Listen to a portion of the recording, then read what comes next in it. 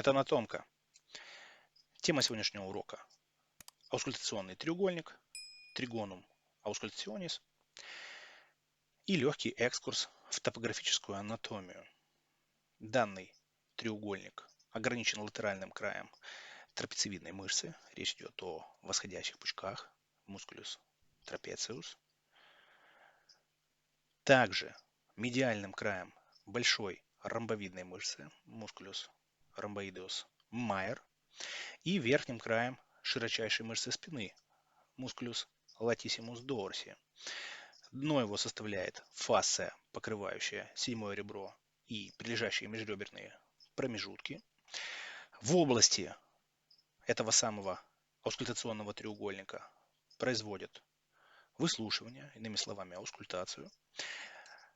Речь идет о диагностическом приеме для выслушивания верхних сегментов нижних долей легких.